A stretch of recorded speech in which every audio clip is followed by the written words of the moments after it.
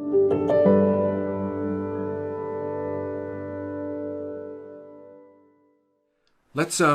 let's move now, if we could, into a little discussion about post treatment, and want to bring Stephanie and Leah in here. I'm curious if you could share with us a little bit about the transition from being in treatment and then going back to school and resuming, more of your quote unquote normal life.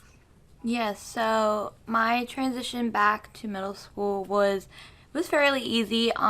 This is due to because I was keeping in touch with my classmates. My guidance counselor and my teachers asked during my second diagnosis if they could let my peers know what was going on, why Stephanie's not in class, why isn't she here for the year, and I told them that that can be shared, and being able to keep in touch with them, they'd send me cards, send me videos that they're thinking of me, and then being able to go back to school, I was just able to get right back into the flow of things and just continue on like if I was there with everyone else. So I'm really grateful that I had that connection and communications with them during my diagnosis and then coming back to school. So it was really nice to see everyone, and I didn't want to miss another day after missing so much. So I was really excited to get back to school.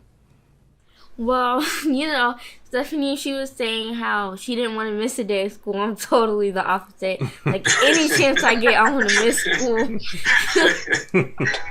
But, yeah, so it was kind of hard to get back into school and, socialize with my friends and everything, because I started at a young age. So I didn't really have the chance to get into school yet, like, when it started.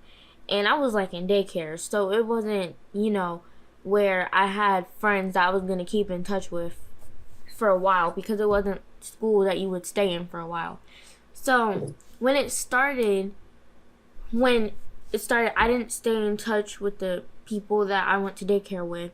And so maybe about 2 people that were my really close friends at the time.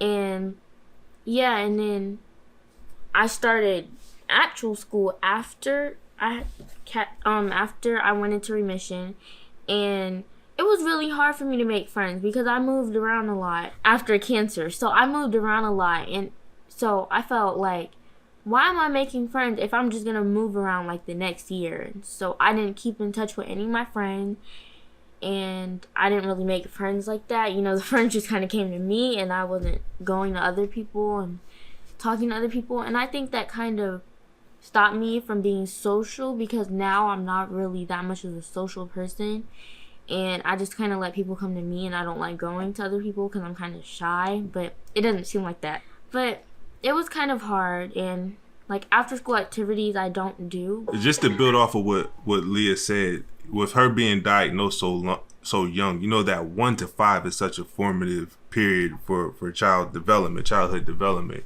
and they start to make that attachment style starts to go from parents to their peers. They start to rely on their peers a lot for that socialization. But Leah was in the hospital for so long. She was around adults for so long.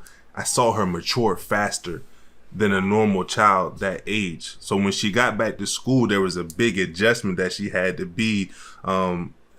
go through being around other kids her age, because sometimes she'll come home like, Dad, they just play around too much, or they just do this, that, and the third. I'm like, Leah, y'all are 6, 7 years old. This is what you're supposed to be doing. But because her life was so serious for so long, she didn't really understand that. So it took her a long time to make that adjustment and start to make friends.